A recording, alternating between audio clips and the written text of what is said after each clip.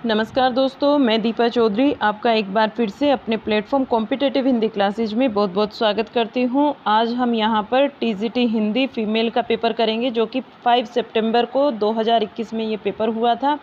Shift 2 में paper हुआ था। कल जो हमने पेपर किया था वो 5 सितंबर शिफ्ट 1 का पेपर था हमारा। और जो भी बच्चा क्लास में नया है तो बेटा ये जान ले कि हमने 2014 के सारे पेपर कर लिए हैं, कंप्लीट हमारे हो चुके हैं। 2000 टायर 1 और टायर 2, उस टाइम पर क्या होता था, ऑफलाइन एग्ज़ाम होते थे, तो हमारा टायर 1 टायर 2 यहाँ कंप्लीट हो चुका है। 2018 वाले भी हमारे सारे पेपर कंप्लीट हो चुके हैं। टोटल 11 सेट हमने यहाँ पर किए हैं, जिनमें 5 आपके पीजीटी के सेट थे और 6 जो हैं आपके टीजीटी वाले सेट थे। 2021 हमारा चल रहा है और इसके अंतर्गत हमने पीजीटी के सेट कंप्लीट कर लिए हैं। यहाँ पर पीजीटी हमारा कंप्लीट हो चुका है, 5 सेट से ये कंप्लीट हो गए हैं। और टीजीटी के हम 3 पेपर कंप्लीट कर चुके हैं। आज जो हमारा पेपर है ये 4th नंबर का पेपर है। जिन बच्चों ने ये क्लासेस नहीं ली हैं वो चैनल पर जाइए, वहाँ प्लेलिस्ट बनी हुई है और DSSB टीजीटी पीजीटी के नाम से प्रीवियस ईयर क्वेश्चंस की ये प्लेलिस्ट है और वहाँ आपको सारी क्लासेस जो है क्रम से मिलेंगी। चलिए आज की क्लास को शुरू करते हैं। आप अगर हमारे चैनल पर नए हैं तो चैनल को सब्सक्राइब कर लीजिए और बेल आइकन को प्रेस कर लीजिए। क्लास आपको पसंद आए तो इसको लाइक करना बिल्कुल मत भूलिएगा। और जो बच्चा आपका कोई फ्रेंड, कोई ग्रुप ऐसा है जहाँ कुछ बच्चे स्टडी कर रहे हों या आप उनको जानते हो, दोस्त है आपका जो क्लासेस नहीं ले सकता पेड क्लासेस, तो उनको बताइए यहाँ आपको इन क्लासेस के बारे में, वो यहाँ आए और ये क्लासेस लें। चलिए आज की क्लास को शुरू करते हैं। यहाँ से क्वेश्चन नंबर 101 से हमारी क्लास होती है शुरू। देखिएगा हमारा जो पहला क्वेश्चन है, क्वेश्चन नंबर 101 आपके सामने। चलिए शुरू करते हैं। निम्न में से कौन सा निबंध गुलेरी जी का नहीं है? गुलेरी जी का जो निबंध नहीं है, अनुप्रास का अन्वेषण, ये गुलेरी जी का नहीं है। पुरानी हिंदी इनका है, कछुआ धर्म भी इनका है और मोरिसिस मोहिक उठाव भी इनका है। ये किसका है? आपका अनुप्रास का अन्वेषण। ये निबंध जो है द्विवेदी युगीन एक निबंधकार है, जगन्नाथ प्रसाद चतुर्वेदी जी, इनका है, इसको ध्यान में रखेंगे। और गद्यमाला जो कि 1909 की रचना है, जगन्नाथ प्रसाद चतुर्वेदी जी की, अन्य चर्चित इनका निबंध है। एक गद्यमाला के नाम से भी इन्होंने निबंध लिखा था जगन्नाथ प्रसाद चतुर्वेदी जी ने। उन्होंने ही अनुप्रास का अन्वेषण लिखा है और ये दोनों इनके ही निबंध है, जगन्नाथ प्रसाद चतुर्वेदी जी के। बाकी गुलेरी जी ने जो आपके लिखे हैं वो पुरानी हिंदी है, कछुआ धर्म है और मोरिसिस मोहिक उठाव है। क्वेश्चन नंबर 102, करबला नाटक किसके द्वारा लिखा गया है? करबला नाटक जो है ये प्रेमचंद जी का है। नेक्स्ट 103 क्वेश्चन, जयशंकर प्रसाद जी की मधुआ कहानी किसके बारे में है? जो मधुआ कहानी है जयशंकर प्रसाद जी की, इसमें शराबी के हृदय परिवर्तन के बारे में वर्णन किया गया है। शराबी के हृदय परिवर्तन के बारे में, ये आपका राइट आंसर बनेगा। क्वेश्चन 104, सबसे बड़ा आदमी किसके द्वारा लिखित एकांकी है? सबसे बड़ा आदमी जो है एकांकी भगवती चरण वर्मा जी की है। भगवती चरण वर्मा ने मैं और मैं तथा 2 कलाकार अन्य एकांकियाँ लिखी हैं। ये इनकी अलग से 2 एकांकी और मैंने आपको बताई, मैं और मैं तथा 2 कलाकार। उपेंद्र नाथ अस की अगर बात करते हैं, यहाँ पर इनकी जो महत्वपूर्ण एकांकी है, जो आपस का समझौता, गली, अंधी गली, लक्ष्मी का स्वागत और खिड़की, ये इनकी है। अगर बात करते हैं रामकुमार वर्मा जी की, रेशमी टाई, इनका एकांकी संग्रह है और इससे एकांकी के चतुर्थ चरण का जो एकांकी है आपकी रेशमी टाई, इसी से क्या होता है, एकांकी के चतुर्थ चरण का सूत्रपात भी होता है। आगे चलते हैं। क्वेश्चन नेक्स्ट 105 क्वेश्चन, निम्नलिखित में से कौन सी एक रचना रामचंद्र शुक्ल जी की नहीं है? रामचंद्र शुक्ल की कल्पना का आनंद भी है और चिंतामणि भी है तथा काव्य में रहस्यवाद ये भी है, लेकिन हिंदी साहित्य और हिंदी भाषा ये इनकी नहीं है। हिंदी साहित्य और हिंदी भाषा ये शुक्ल जी की नहीं है। ये किसका है? हिंदी साहित्य और भाषा, ये श्याम सुंदर दास जी का है। आगे चलते हैं। क्वेश्चन 106, आचार्य हजारी प्रसाद द्विवेदी उच्च कोटि के समीक्षक थे तथा साथ ही उन्होंने एक उत्तम उपन्यास भी लिखा था, उसका नाम क्या है वो बताना है। इनके जो उपन्यास है उसका नाम बाणभट्ट की आत्मकथा है। आगे चलते हैं अगले क्वेश्चन पर। क्वेश्चन 107, निम्नलिखित में से कौन सा संस्मरण लेखक का जोड़ा गलत है? गलत जोड़ा बताना है। तो यहाँ स्मृति की रेखाएं रामनरेश त्रिपाठी, ये गलत हो जाएगा, ये इनका नहीं है, बल्कि किसका है? ये महादेवी वर्मा जी का है। किसका है? महादेवी वर्मा का है। और इसका जो टाइम पीरियड है ये 1943 है, 1943 है। ये महादेवी वर्मा का संस्मरण रेखाचित्र विधा से ये लिया गया है। और रामनरेश त्रिपाठी के द्वारा रचित जो संस्मरण है 30 दिन मालवीय जी के साथ, जो कि 1942 की रचना है। 1942 राम जो नरेश त्रिपाठी हैं इनकी रचना है 30 दिन मालवीय जी के साथ। बाकी आपके भूले हुए चेहरे ये कन्हैया लाल मिश्र प्रभाकर की है। और सन 42 के संस्मरण ये आपका श्री राम शर्मा का है। सभा की सभ्यता ये महावीर प्रसाद द्विवेदी जी का है। ये आपके ठीक है। आगे चलते हैं क्वेश्चन 108, निम्न में से कौन सा आंचलिक उपन्यास की कौन सी विशेषता नहीं है? नहीं में आंसर देना है और विशेषताएं बतानी है। देखिए, आंचलिक उपन्यास की जो विशेषता होती है वो जीवन का चित्रण भी उसमें दिखाया जाता है, भाषा का प्रयोग भी आता है, और आंचलिक लोक जीवन तथा रीति रिवाजों का चित्रण ये भी वहाँ आ जाता है। लेकिन स्वाधीनता आंदोलन का चित्रण ये नहीं आता। तो राइट आंसर हमारा स्वाधीनता आंदोलन का चित्रण बनेगा। क्वेश्चन नेक्स्ट 109 को देखेंगे। परीक्षा गुरु का नायक का नाम पूछना है। नायक का नाम परीक्षा गुरु मदन मोहन, यहाँ राइट हो जाएगा। परीक्षा गुरु में जो नायक है उसका नाम है मदन मोहन। और परीक्षा गुरु जो उपन्यास है ये किसका है? लाला श्रीनिवास दास का है। और इसका टाइम पीरियड 1882 है, 1882 का है। परीक्षा गुरु लाला श्रीनिवास दास का। इसके नायक का नाम बात करते हैं तो मदन मोहन हो जाएगा। आगे चलते हैं क्वेश्चन 110 में देखिएगा, सेवा सदन उपन्यास हिंदी में पहली बार कब प्रकाशित किया गया? सेवा सदन की बात करते हैं उपन्यास की। हिंदी में इसको जो प्रकाशित किया गया था 1919 में प्रकाशित किया गया था। Right answer 1919। आगे चलते हैं अगले क्वेश्चन पर। क्वेश्चन 111, सुनंदा जैनेन्द्र की किस कहानी की पात्र है? ये पत्नी कहानी से है। नेक्स्ट क्वेश्चन 112, निम्न में से कौन सी कहानी प्रेमचंद जी की नहीं है? तो यहाँ पुरस्कार इनकी नहीं होगी, जयशंकर प्रसाद जी की है। रिपीटेड क्वेश्चन है आपका।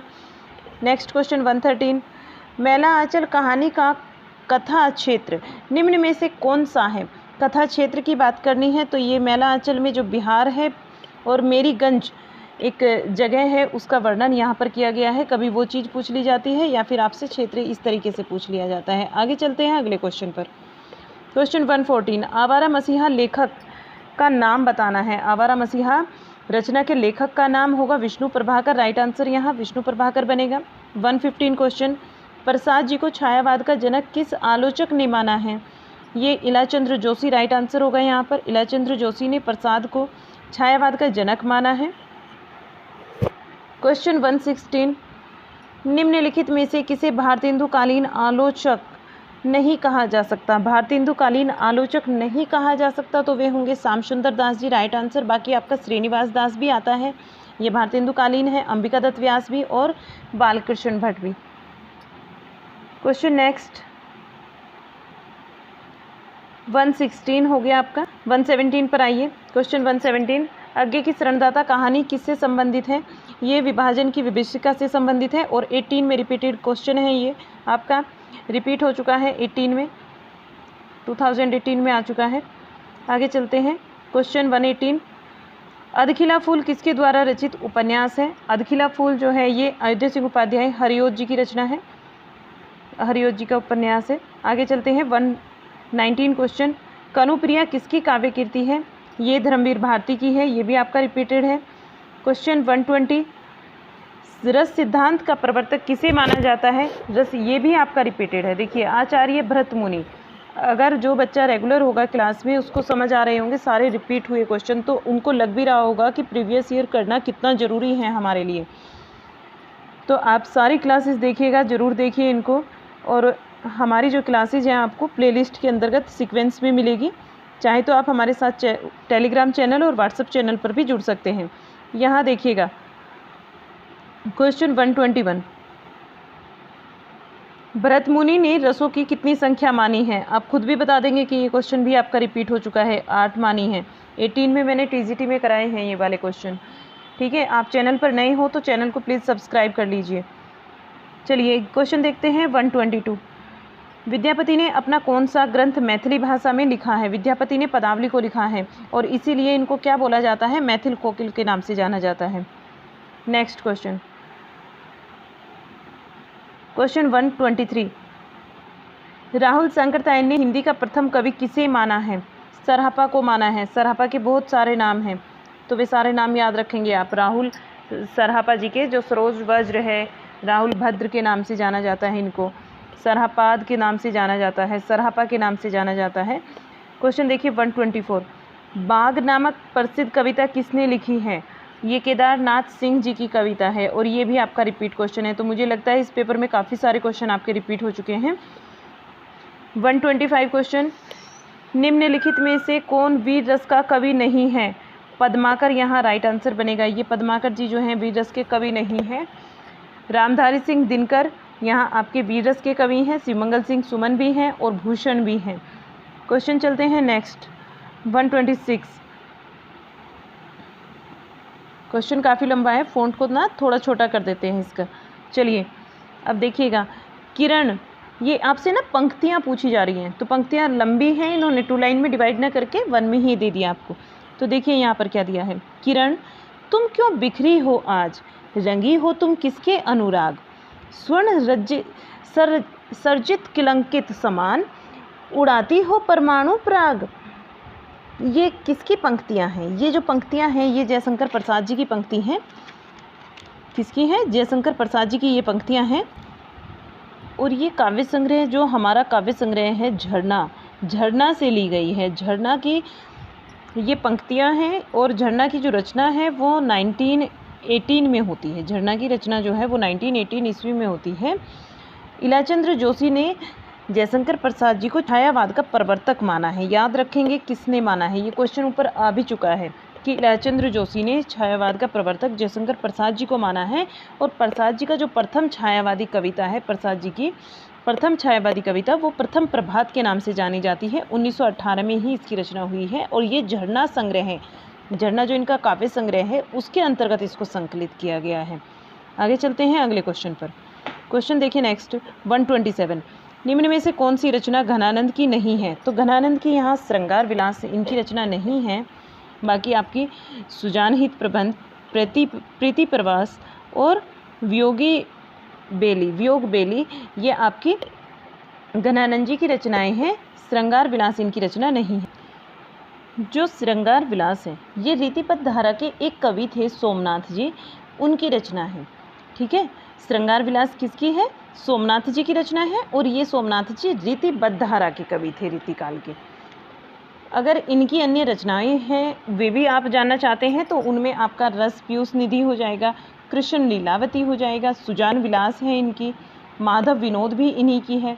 और अगर बात करते हैं घनानंद जी की, जो कि रीति मुक्त धारा के कवि थे, तो घनानंद जी किसके थे? रीति मुक्त धारा के। इसको आप याद रखेंगे, ये चीज़ें पूछ ली जाती हैं।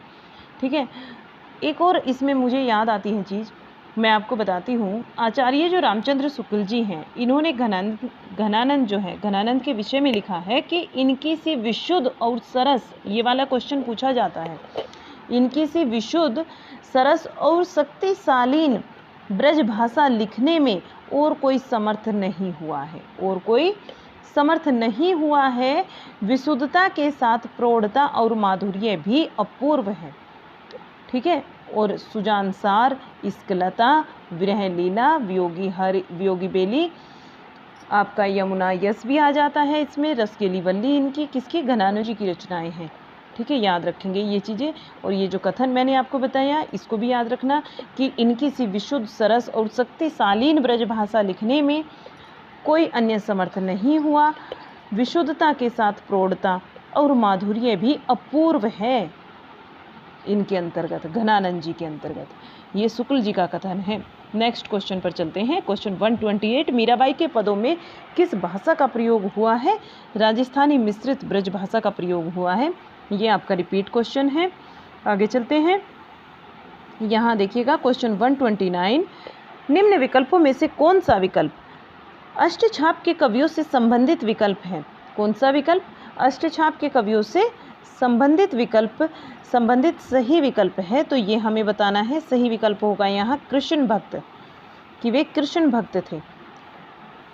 नेक्स्ट क्वेश्चन 130, किस रस की अभिव्यक्ति में सूरदास संसार के सर्वश्रेष्ठ कवियों में गिने जाते हैं? कौन सा रस है जिसमें कि सूरदास को संसार के सर्वश्रेष्ठ कवियों में गिना जाता है? वो है वात्सल्य रस।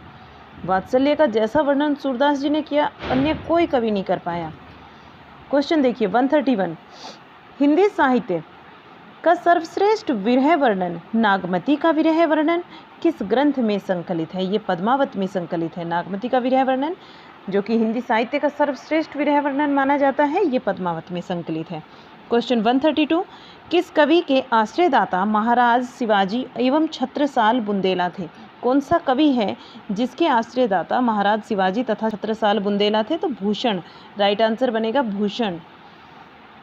आगे चलते हैं। क्वेश्चन नेक्स्ट देखिए 132 आपका भूषण हो गया। 133 पर आइए, निम्न में से कौन सी रचना रत्नाकर की नहीं है? कौन सी रचना है जो रत्नाकर की नहीं है? सिंदूरी तिलक, राइट आंसर बनेगा सिंदूरी तिलक। ये रत्नाकर की रचना नहीं है। रत्नाकर ने जो रचना की है उद्धव शतक की रचना की इन्होंने, रत्नाष्टक की है, समालोचना आदर्श की भी इन्होंने की है, सिंदूरी तिलक की इन्होंने नहीं की। क्वेश्चन नेक्स्ट 134, 133 ऊपर कर चुके हैं, 134 पर आइए, निम्न में से कौन सा कथन रहीम दास जी के बारे में असत्य है? असत्य कथन बताना है रहीम के विषय में। वे अनपढ़ थे, ये असत्य है। वे अनपढ़ थे, ये कथन इनका असत्य है। वे विद्याव्यासिनी थे, ये बिल्कुल सही बात है। वे योद्धा और राजनीतिज्ञ भी थे, ये भी सही है। और वे कला मर्मज्ञ थे, ये भी बिल्कुल सही बात है। आगे चलते हैं। क्वेश्चन नेक्स्ट 135, सूर्यकांत त्रिपाठी निराला जी के काव्य के बारे में निम्न में से कौन सा विधान गलत है? गलत बात बतानी है, कौन सी बात गलत कही गई है? भाषा ओजपूर्ण है, सही बात है। भाषा संस्कृत निष्ठ खड़ी बोली है, ये भी सही है। स्वर लय की प्रधानता है, ये बात भी सही है। सदुखड़ी हिंदी का प्रयोग किया है, नहीं, ये कबीरदास जी के विषय में है सदुखड़ी हिंदी। आगे चलते हैं। क्वेश्चन नेक्स्ट 136, गोस्वामी तुलसीदास जी ने रामचरितमानस की रचना किस उद्देश्य से की थी? स्वांत सुखाय के उद्देश्य से की थी। देखिए रामचरितमानस और गोस्वामी तुलसीदास जी दोनों में से किसी को नहीं छोड़ना है, पकड़ के घोट के पी जाना है। इससे संबंधित क्वेश्चन बहुत आते हैं। एक क्वेश्चन इनका जो नाम था, ठीक है, इनका जो मतलब बचपन के नाम को किस नाम से जाना जाता था बचपन में इन्हें, ये क्वेश्चन बनता है। एक इनकी जो रचनाएं हैं वो कौन सी भाषा में है, यहाँ से क्वेश्चन बनता है। और रामचरितमानस के कितने कांड है, क्रम से लगाइए, किस उद्देश्य से लिया गया इनको, ठीक है, इनका उद्देश्य क्या था, ये सारे क्वेश्चन यहाँ से बनते हैं। तो इनको बहुत अच्छे से हम करेंगे। या रामचरितमानस की भाषा क्या है, ये भी आ जाता है क्वेश्चन। चलिए आगे देखते हैं। क्वेश्चन 137, निम्नलिखित में से कौन कवि और आचार्य दोनों में प्रतिष्ठित थे? केशवदास जी, राइट आंसर बनेगा। और जो बच्चा रेगुलर क्लास में है वो देखते ही क्वेश्चन को पहचान रहा होगा, क्योंकि अब हम अपने जो हमारी सीरीज है इसके अंतिम पड़ाव में हैं। हम बहुत सारे पेपर कर चुके हैं। हम कितने क्वेश्चन कर चुके हैं?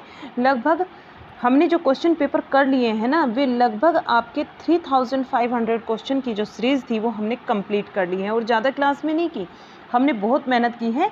और 1 घंटा 60 मिनट या फिर 70 मिनट या फिर आपका 75 मिनट के अंतर्गत, 1 घंटा 15 मिनट के अंतर्गत हमने अपने क्वेश्चंस, चाहे वो पीजीटी के 200 क्वेश्चन हो या टीजीटी के आपके 100 क्वेश्चन हो, 1 घंटे के अंदर क्लास को पूरा ख़त्म करने की पूरी कोशिश की है। ठीक है, आप लोग अगर क्लासेस ये हमारी लेना चाहते हैं, आपको क्लास पसंद आ रही है, आज आपका पहला क्लास है, तो आप बाकी क्लास भी देखिए। और बेटा एक बात मैं आपको बता दूं, जब भी आप कोई भी पेपर सेट करें ना, तो उस पेपर सेट का आप डेट, शिफ्ट और ये चीज़ें लिख लेना, मेंशन कर लेना, वरना तो आप कंफ्यूज हो जाओगे। उसका ईयर, किस ईयर का पेपर है ये, आप कौन सी डेट का पेपर कर रहे हो। एक डेट में भी 2 पेपर हो जाते हैं, 3 भी हुए हैं, 18 में 3 पेपर भी हुए हैं एक ही तारीख में। ठीक है, तो मैंने सब चीज़ पेपर पे बाहर ही मेंशन किया है, आप उसको देखिए, उसको मेंशन कीजिए अपनी कॉपी में कि आपने ये पेपर कर लिया, उसको टिक कीजिएगा। नेक्स्ट पेपर आप तब कीजिए जब आपका पहले वाला कंप्लीट हो जाता है।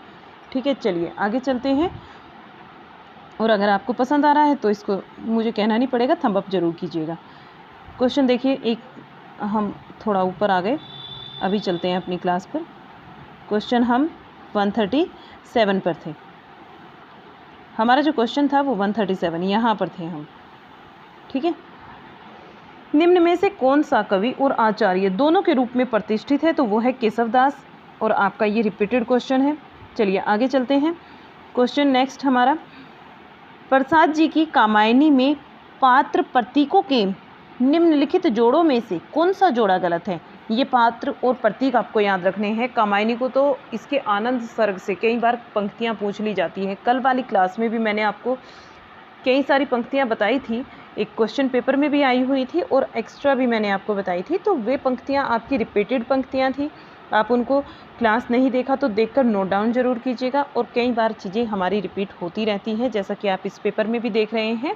तो जो चीज़ आ चुकी है उसको तो हमें करना है। और हाँ, अगर आप चाहते हैं कि मैं ये सारे क्वेश्चंस आपको बाय व्याख्या सहित कराऊँ, पूरे डिटेल में कराऊँ, तो आप मुझे कमेंट बॉक्स में बताइएगा। फिर मैं ये क्वेश्चंस आपके एक सीरीज़ इनकी बिल्कुल डिटेल में चलाऊँगी। तो आप अगर चाहते हैं तो इस तरीके से होगा, नहीं तो हम कुछ अलग और कुछ नया लेकर आएंगे, ठीक है। चलिए क्वेश्चन देखिएगा नेक्स्ट, प्रसाद जी की कामायनी में पात्र और प्रतीकों के निम्नलिखित जोड़ों में से कौन सा जोड़ा गलत है? गलत आपको बताना है। वृषभ जो है ये आनंद का प्रतीक, ये गलत है। मनु मन का प्रतीक है, इड़ा बुद्धि का प्रतीक है, श्रद्धा हृदय का प्रतीक है। ये बात ठीक कही गई है, लेकिन गलत जोड़ा आपका ये है। नेक्स्ट चलते हैं अगले क्वेश्चन पर। 139 क्वेश्चन देखिए, हिंदी विश्व की कितनी भाषाओं में से एक है? हिंदी विश्व की कितनी भाषाओं में से एक है? तो 6000 भाषाओं में से एक है। नेक्स्ट क्वेश्चन 140, हिंदी भाषा की आदि जननी है। आदि जननी पूछा जा रहा है, वो संस्कृत होगा आपका राइट आंसर। क्वेश्चन नेक्स्ट 141, खड़ी बोली का एक नाम यह भी है, कोर भी है।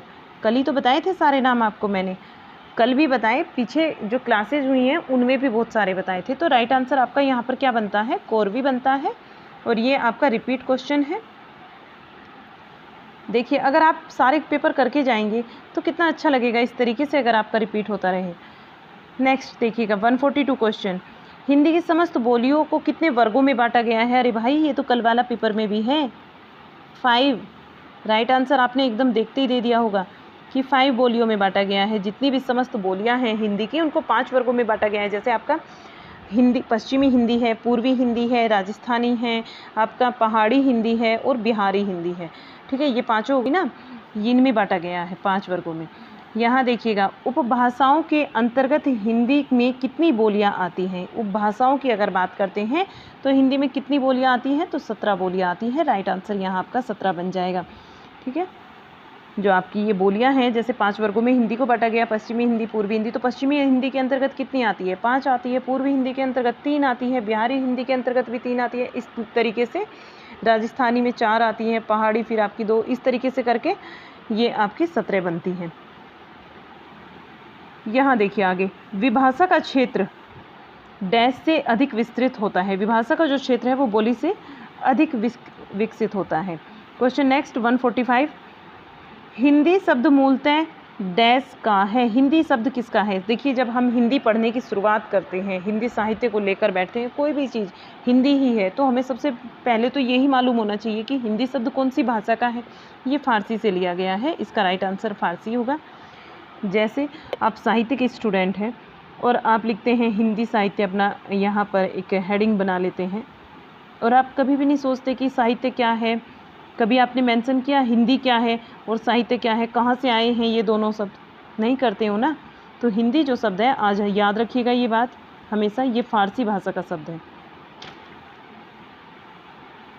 हिंदी शब्द मूलतः फारसी भाषा का है। नेक्स्ट क्वेश्चन 146, अवधी भाषा का मुख्य केंद्र क्या है? अवधी भाषा की बात करते हैं, मुख्य केंद्र इसका अयोध्या, अवध होगा राइट आंसर। क्वेश्चन आपका नेक्स्ट 147, भोजपुरी का मुख्य केंद्र क्या है? भोजपुरी का जो मुख्य केंद्र है हमें बताना है कौन सा है। भोजपुर हो जाएगा। यहाँ पर जितने ऑप्शंस दिए गए हैं, बिजनौर, दिल्ली, मुरादाबाद, इनमें भोजपुर हो जाएगा। भोजपुर यहाँ आपका राइट आंसर होगा। नेक्स्ट क्वेश्चन 148, भारत की ज़्यादातर लिपियाँ किस लिपि से निकली हैं? भारत की जो ज़्यादातर लिपियाँ हैं वे कौन सी लिपि से निकली हैं? ब्राह्मी लिपि से निकली हैं। राइट आंसर बनेगा ब्राह्मी लिपि। और ब्राह्मी लिपि आगे कैसे चलते चलते टुकड़ों में डिवाइड होती है, गुप्त लिपि, कुटिल लिपि, फिर नागरी लिपि, शारदा लिपि, ये कल मैंने आपको बताया था। ठीक है, कल वाला क्लास आपने नहीं देखा तो उसको देख लीजिए और नोट डाउन कर लीजिए, क्योंकि यहाँ से क्वेश्चन बनते हैं। यहाँ देखिएगा, देवनागरी लिपि को डैश भी कहा जाता है, एक अन्य नाम से और जाना जाता है इसको, जिसका नाम है लोकनागरी लिपि। नेक्स्ट क्वेश्चन 150 क्वेश्चन, देवनागरी लिपि की विशेषता है वर्णमाला ध्वनि वैज्ञानिक पद्धति के बिल्कुल अनुरूप है। ये इसकी विशेषता है कि जो वर्णमाला की ध्वनि है वो वैज्ञानिक पद्धति के क्या है? अनुरूप है। राइट आंसर हो जाता है। क्वेश्चन नेक्स्ट 151, देवनागरी लिपि लिखी जाती है, देवनागरी लिपि जो है वो लेफ़्ट टू राइट लिखी जाती है, बाएं से दाएं लिखी जाती है, बायां से दायां लिखी जाती है, बाईं ओर से दाईं ओर। नेक्स्ट क्वेश्चन देखते हैं, क्वेश्चन 152, जो वर्ण हैं आपके, वर्ण संकेतों की सहायता से भाव विचार की अभिव्यक्ति क्या है? भाव विचार की जो अभिव्यक्ति है, अभिव्यक्ति वो लिपि है। वर्ण संकेतों की सहायता से जो हम भावों को व्यक्त करते हैं उसकी हमसे लिपि पूछा जा रहा है, लिपि है। उसको अभिव्यक्त करने की क्या चीज़ है जिसमें व्यक्त करते हैं? तो वो लिपि है, लिखकर जब हम अपने भावों को व्यक्त करते हैं। नेक्स्ट यहाँ देखिएगा, क्या चीज़ है आपसे पूछा जा रहा है, खाली स्थान दिया हुआ है कि मुख्य भूमिका मौखिक भाषा की आत्मा को शरीर प्रदान करने जैसी है, तो वो लिपि हो जाएगा। राइट आंसर आपका लिपि बनेगा। यहाँ लिपि की मुख्य भूमिका मौखिक भाषा की आत्मा को शरीर प्रदान करने जैसी है। नेक्स्ट क्वेश्चन, किस लिपि में प्रत्येक ध्वनि के लिए एक चिन्ह निर्धारित है? कौन सी लिपि है जिसमें प्रत्येक ध्वनि के लिए एक चिन्ह निर्धारित है? तो वो देवनागरी लिपि है। राइट आंसर यहाँ आपका देवनागरी लिपि बनेगा। क्वेश्चन 155, मेरठ के पंडित गोरीदत्त, देखिए मेरठ के पंडित गोरीदत्त हैं, उनकी नागरी प्रचार के लिए की गई सेवाओं में से एक पत्रिका नहीं है, एक पत्रिका नहीं है। गीतावली है, देवनागर भी है और देवनागरी प्रचारक भी है, लेकिन गीतिका नहीं है। क्या नहीं है? गीतिका। इसको याद रखेंगे। मेरठ के थे पंडित गोरीदत्त जी। ठीक है, मैं भी मेरठ से हूँ, तो ये चीज़ें क्या हैं हमारी रिलेट हो जाती है। हमारा जो स्थान है एक दूसरे से रिलेट होता है। और मेरठ के पंडित गोरीदत्त थे, इनकी नागरी प्रचार के लिए जो की गई सेवाएं थी उनमें इनकी एक पत्रिका गीतिका नहीं थी। आगे चलते हैं। क्वेश्चन देखिए नेक्स्ट, ब्राह्मी लिपि का प्रयोग किसने किया है? ब्राह्मी लिपि का जो प्रयोग हुआ है ये वैदिक आर्यों ने किया है। किसने किया है? वैदिक आर्यों ने किया है। ब्राह्मी लिपि का प्रयोग वैदिक आर्यों ने शुरू किया है। नेक्स्ट क्वेश्चन 157, नीचे दिए गए शब्दों में प्रयुक्त संधि भेद का सही विकल्प चुनिएगा। तो पित्राज्ञा को चुनना है। पित्राज्ञा का क्या होता है? पितृधन आज्ञा, पितृधन आज्ञा। नेक्स्ट क्वेश्चन यहाँ देखिए, नीचे दिए गए संधि का सही संधि वाला विकल्प पहचानिए। मनः धन बल, ये कितनी बार आता है? देखिए ये कुछ चीज़ें यहाँ ऐसे क्वेश्चंस हैं, ऑप्शन ये आपको ज़रूर करने चाहिए। मनः बल तो मैक्सिमम 10 टाइम रिपीट हो चुका है अब तक। ये मनोबल है और विसर्ग संधि का आपका उदाहरण हो जाएगा। कुछ चीज़ें पढ़ते ही आपको समझ आ रही होंगी कि हाँ ये रिपीट हो रही हैं बार बार, रेगुलर स्टूडेंट को तो आ रही होंगी। यहाँ देखिए, निम्न विकल्पों में से उस विकल्प का चयन कीजिए जो दिए गए शब्द का पर्यायवाची शब्द नहीं है। बाण का बताना है, बाण का आज नहीं है। सर भी होता है, सहायक होता है और सिलीमुख भी होता है। नेक्स्ट 160 क्वेश्चन, निम्न विकल्पों में से उस विकल्प का चयन कीजिए जो दिए गए शब्द का विलोम शब्द है। दिए गए शब्द का विलोम शब्द है तो बंधन का बताना है, बंधन का विलोम होता है मुक्ति। नेक्स्ट क्वेश्चन 161 क्वेश्चन देखिएगा, निम्न विकल्पों में से उस विकल्प का चयन कीजिए जो दिए गए शब्द का एकार्थी शब्द है। एकार्थी आराधना का बताना है। आराधना का एकार्थी होता है तपस्या। आराधना का क्या होता है? एकार्थी शब्द तपस्या। क्वेश्चन 162, निम्न विकल्पों में से उस विकल्प का चयन कीजिए जो दिए गए शब्दयुग्म के सही अर्थ वाला विकल्प है। सही अर्थ वाला विकल्प होता है पोता जहाज। क्या होता है? पोता जहाज।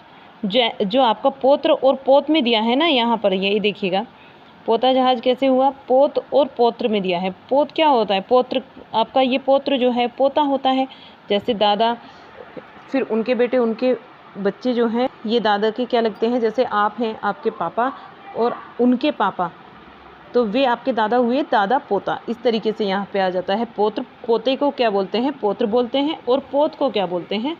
जहाज बोलते हैं। नेक्स्ट क्वेश्चन यहाँ देखिए, क्वेश्चन आपका 163। निम्न विकल्पों में से उस विकल्प का चयन कीजिए जो उपसर्ग का सही विकल्प नहीं है। उपसर्ग का सही विकल्प नहीं है। निडर आपका उपसर्ग है, इसमें परविधा में भी है और व्यसन में भी है, लेकिन पुष्पित में नहीं है। पुष्प में इत प्रत्यय लगा है। कौन सा प्रत्यय लगा है? इसमें इत प्रत्यय लगा है, पुष्पित। क्वेश्चन देखिए नेक्स्ट 164। निम्न विकल्पों में से उस विकल्प का चयन कीजिए जो दिए गए समस्त पद के सही अवयव भाव का समास का विकल्प है। सही अव्ययी भाव समास का विकल्प है, तो अव्ययी भाव का बताना है हमें और सही बताना है। निसंदेह, संदेह के बिना, राइट आंसर क्या होगा? संदेह के बिना। निसंदेह का हो जाएगा संदेह के बिना। Next question 165। निम्न विकल्पों में से उस विकल्प का चयन करें जो प्रत्यय का सही विकल्प नहीं है। प्रत्यय का जो सही विकल्प नहीं है वो भरपाई होगा। भरपाई ये प्रत्यय का नहीं है, ठीक है। चौड़ाई भी है, मिठास भी है और आपका पठित भी है। चौड़ाई भी है, मिठास भी है और पठित भी है, लेकिन भरपाई नहीं होगा।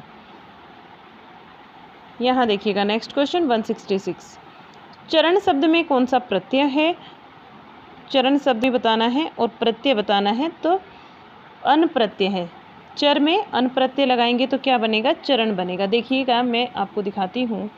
चर धन अन अगर आप लिखते हैं, जब भी पहले शब्द में र हो तो लास्ट वाला और लास्ट में ना हो, ठीक है, तो ये दूसरे शब्द वाला जो ना होता है ये किस में बदल जाता है? अणे में बदल जाता है। हमेशा ही आप देख लीजिएगा।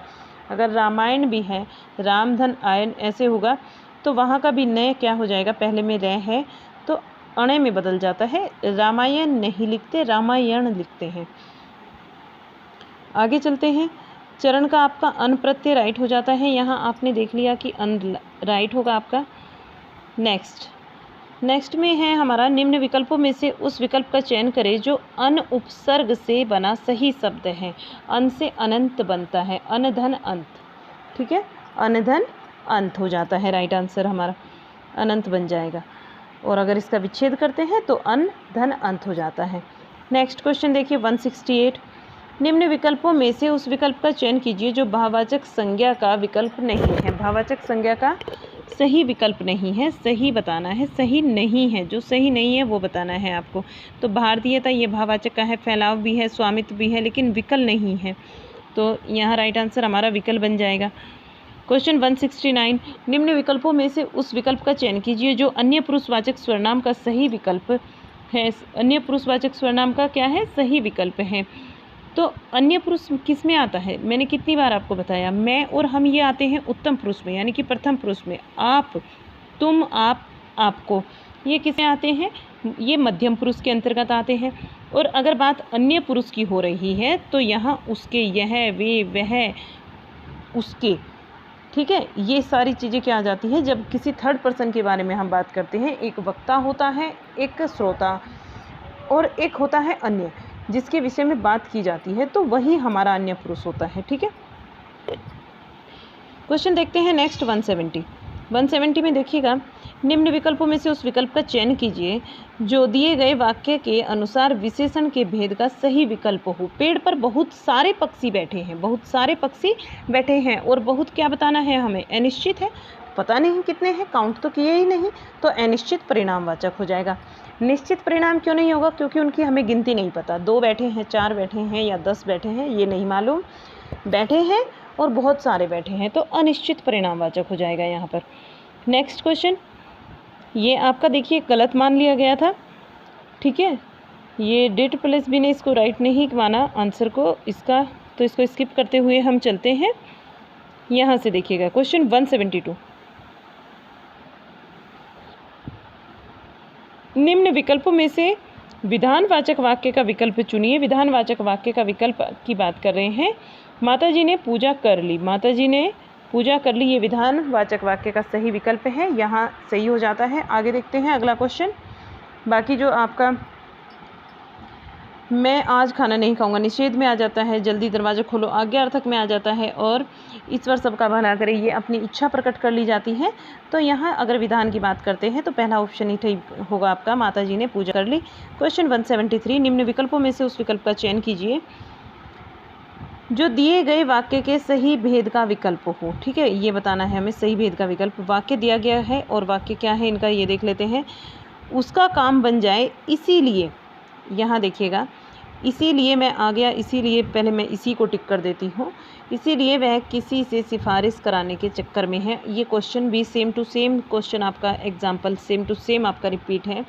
ठीक है, और संयुक्त का ये उदाहरण है। मुझे ज़्यादा नहीं चाहती मैं इसमें आप एक सेकंड भी वेस्ट करें। आपने इसलिए देखा ऑप्शन देखा, अच्छा सरल संयुक्त और मिश्रित वाक्य में से बताना है तो संयुक्त को आँख बंद करके लगा दीजिए, आपका कोई मार्क्स नहीं कटेगा, बिल्कुल सही होगा।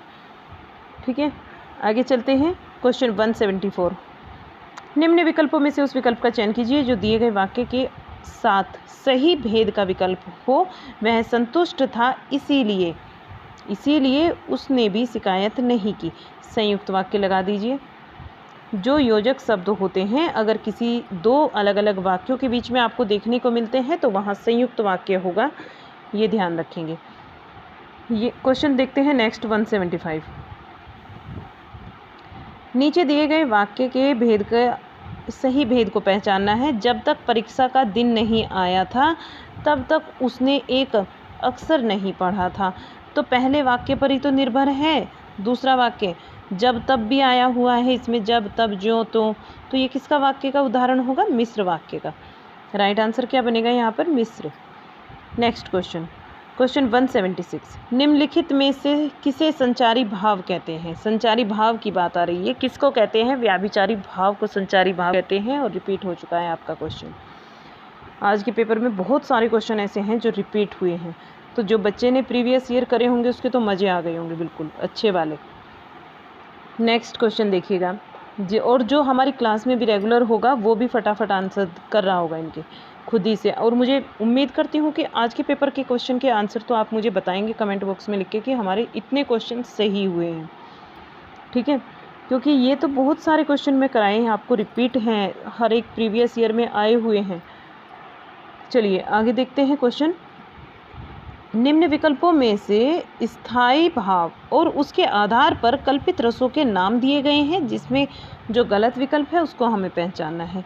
उत्साह वीर ये ठीक है, रति का श्रृंगार भी ठीक है, शोक का करुण भी ठीक है, अमरस का भयानक ये गलत होता है। भयानक का क्या होता है? भय होता है। नेक्स्ट क्वेश्चन देखिए 178, निम्नलिखित में से कौन सा रस का अव्ययी भाव है? कौन सा रस का अव्ययी भाव नहीं है? नहीं में आंसर देना है, ध्यान से देखिएगा इसको। हमें रस का अव्ययी भाव नहीं है, नहीं में आंसर करना है, तो वो अलंकार नहीं होता। ठीक है, क्या स्थायी भाव, विभाव और व्याभिचारी भाव ये तो होते हैं, अवयव नहीं है। कौन सा नहीं है? रस का अवयव, अलंकार नहीं है। अलंकार तो खुद में एक टॉपिक है अलग से। चलिए आगे देखते हैं क्वेश्चन 179, किस शब्द शक्ति की प्रतीति सबसे पहले हुआ करती थी? कौन सी शब्द शक्ति है जिसकी प्रतीति सबसे पहले हुआ करती थी? तो अभिधा। ठीक है, अभिधा वो शब्द शक्ति होती है जिसका सीधा सीधा अर्थ आपको समझाया जाता है और वक्ता भी वही कहना चाहता है, आप सीधा सीधा उसको समझ लेते हैं। लक्षणा जब वक्ता कुछ और कहे, जैसे एक तरीके से आप ये समझिए लोकोक्ति टाइप, मुहावरे टाइप, मतलब कह कुछ रहे हैं और अर्थ कुछ और होता है। तो इस तरीके के जो शब्द होते हैं, इस तरीके से जो वाक्य कहा जाता है जिसका सीधा सीधा अर्थ ना निकले, लक्षणा होता है।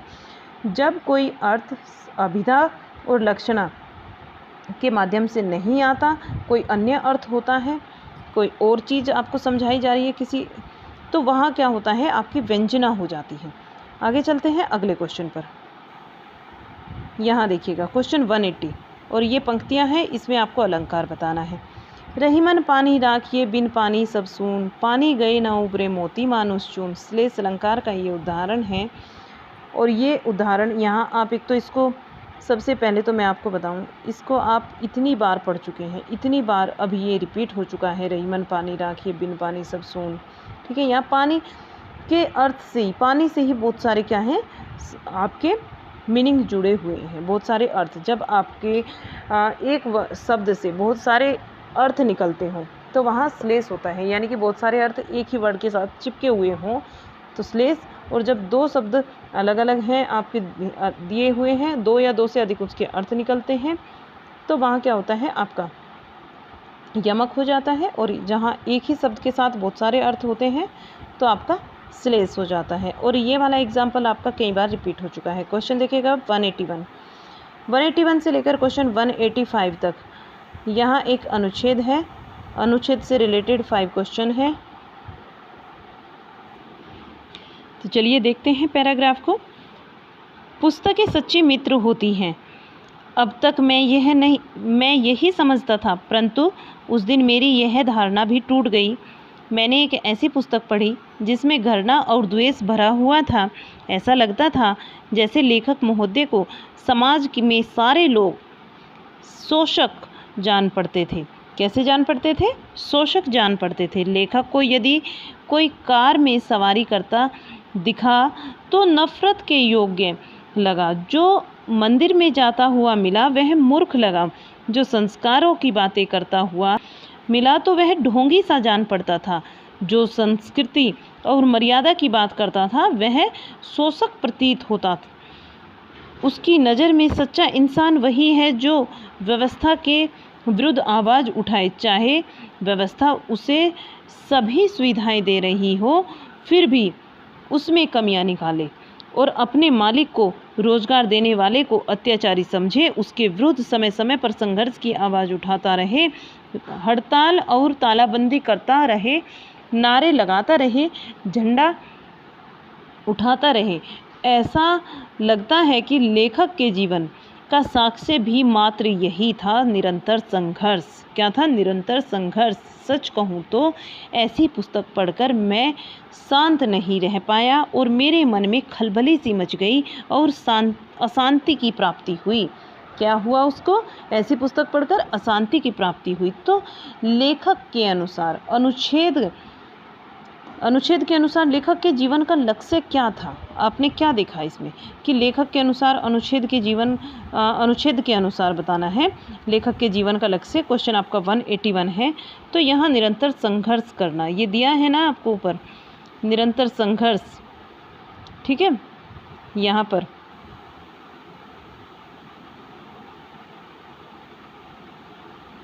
देखिएगा,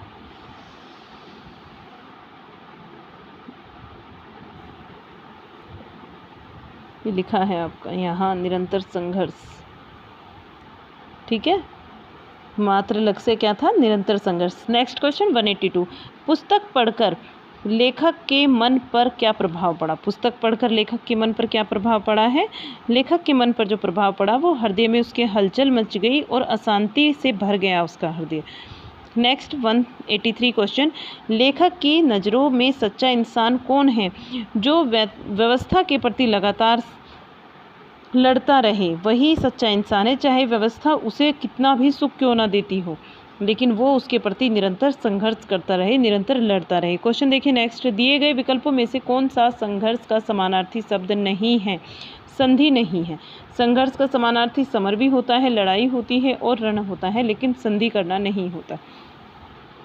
शीर्षक का सटीक, अनुच्छेद का जो सटीक शीर्षक है वो हमें बताना है, तो मन की कुंठा राइट आंसर बनेगा। अब आपके लिए एक यहाँ पर काव्यांश दिया होगा और इस काव्यांश से संबंधित हमें कुछ क्वेश्चंस होंगे, जैसे क्वेश्चन 186 से लेकर 190 तक, तो उनका आंसर देना है। यहाँ देखिए क्वेश्चन क्या है आपका, ये काव्यांश, इसको पढ़ लेते हैं पहले। नए युग में विचारों की नई गंगा बाहो तुम, नए युग में विचारों की नई गंगा बाहो तुम, कि सब जो कुछ बदल दे उसे तूफानों में ना हो तुम। ऐसे तूफानों में क्या करो? ना हो तुम। अगर तुम ठान लो तो आंधियों को मोड़ सकते हो, अगर तुम ठान लो तारे गगन के मोह तोड़ सकते हो। हाँ, अगर तुम ठान लो तो विश्व के इतिहास में अपने सुयश की एक नव अध्याय तुम जोड़ सकते हो। तुम्हारे बाहुबल पर विश्व को भारी भरोसा है, उसी विश्वास को फिर आज जन जन में जगाओ तुम। पसीना तुम अगर इसी भूमि में अपना मिला दोगे, करोड़ों दीनहीनों को नया जीवन दिला दोगे। तुम्हारी देह के श्रम शकीरों में शक्ति है इतनी, कहीं भी धूल में तुम फूल सोने के खिला दोगे। नया जीवन तुम्हारे हाथ का हल्का इशारा है, इशारा कर वहीं इस देश को फिर लहलाओ तुम। ठीक है, वहीं इस देश को फिर लहलाओ तुम। यदि भारतीय नवयुवक दृढ़ निश्चय कर ले तो क्या क्या कर सकते हैं? तो विपदाओं का रास्ता बदल सकते हैं। तो क्या कर सकते हैं? विपदाओं का रास्ता बदल सकते हैं। नेक्स्ट क्वेश्चन 187, नवयुवकों से क्या करने का आग्रह किया जा रहा है? जनता में आत्मविश्वास का भाव जगाने का आग्रह किया जा रहा है नवयुवकों से। क्वेश्चन 188, अनुच्छेद के अनुसार युवक यदि परिश्रम करे तो क्या लाभ होगा? युवक यदि परिश्रम करे तो क्या लाभ होगा? लाभ होगा करोड़ों दीनहीनों को नया जीवन मिल सकता है। करोड़ों जो दीनहीन हैं बहुत ज़्यादा मात्रा में उनको नया जीवन मिल सकता है। नेक्स्ट क्वेश्चन 189, दिए गए विकल्पों में से कौन सा अध्याय का समानार्थी शब्द नहीं है? अध्याय का जो समानार्थी सर्ग भी होता है, स्कंद होता है, राजस्व यहाँ नहीं होता। और आगे चलते हैं तो प्रकरण भी होता है। क्वेश्चन नेक्स्ट, काव्यांश का शीर्षक बताना है, क्या होगा? भारतीय नवयुवक। राइट आंसर भारतीय नवयुवक हो जाएगा। अब क्वेश्चन हमारे बनेंगे 191 से। यहाँ पर देखिएगा क्वेश्चन हमारा 191 आता है, रचनात्मक मूल्यांकन का उद्देश्य क्या है? रचनात्मक जो मूल्यांकन होता है छात्रों की निगरानी प्रक्रिया, इसका उद्देश्य होता है। क्वेश्चन 192, साक्षरता क्या है? साक्षरता अध्ययन और लेखन है। साक्षरता क्या है? अध्ययन और लेखन है। क्वेश्चन नेक्स्ट 193, एक बच्चा व्यवस्थित रूप से भाषा कहाँ से सीखना शुरू करता है? व्यवस्थित रूप से बच्चा विद्यालय में भाषा को सीखना शुरू करता है। भाषा बोलना सीख जाता है घर पर ही, लेकिन व्यवस्थित रूप की अगर बात करते हैं तो विद्यालय राइट आंसर होगा। कैसे पढ़ना है? इस अधिगम में पहला कदम कौन सा है? ये हमारा राइट आंसर स्वनिमिक जागरूकता होता है। स्वनिमिक जागरूकता यहाँ राइट आंसर बनेगा। क्वेश्चन 195, लैंगिक समानता का अर्थ है। लैंगिक समानता का अर्थ यहाँ पर लैंगिक समानता होगा। नेक्स्ट आंसर क्वेश्चन 196, आकलन के सिद्धांतों के अनुक्रम के सही क्रम का चयन कीजिए। वर्तमान सी, मान्य वी और पर्याप्त एस, प्रमाणिक ए, विश्वसनीय आर। तो इसका जो सही क्रम होगा VACSR राइट हो जाएगा, VACSR इस तरीके से। क्वेश्चन 197, विकलांग व्यक्ति के लिए राष्ट्रीय नीति कब लागू की गई? विकलांग व्यक्ति के लिए राष्ट्रीय नीति जो लागू की गई थी 10 फरवरी 2006 को लागू की गई। क्वेश्चन 198, क्या मानव अधिकारों के अनुसार सभी बच्चों के लिए एक साथ सीखना चाहिए? तो वो है मानव अधिकारों के अनुसार सभी बच्चों के लिए एक साथ सीखना चाहिए। ठीक है। नेक्स्ट क्वेश्चन 199, विशिष्ट से सामान्य का सिद्धांत क्या है? वृद्धि और विकास का सिद्धांत, ये विशिष्ट से सामान्य का सिद्धांत है। क्वेश्चन लास्ट है आपका 200, नाटक के माध्यम से बच्चे में कौन सा कारक विकसित होता है? कल्पना और संवेग का कारक राइट आंसर। तो आप बता सकते हैं आज की क्लास आपको कैसी लगी। हमारी क्लास यहाँ समाप्त होती है। हमने 100 क्वेश्चन कंप्लीट कर लिए हैं। पसंद आई हो लाइक शेयर ज़रूर कीजिएगा। चैनल पर आप नए हैं तो आपसे रिक्वेस्ट है चैनल को सब्सक्राइब कर लीजिएगा, और चैनल को सब्सक्राइब करके आप बेल आइकन को प्रेस कर लीजिए, जिससे आपको नेक्स्ट आने वाली क्लास का नोटिफिकेशन मिलता रहे। सारी क्लासेस कीजिएगा, नोट डाउन करके कीजिएगा कौन सा पेपर आप कर रहे हैं। Best of luck. मिलते हैं आपसे एक और नई क्लास के साथ, तब तक के लिए बाय बाय।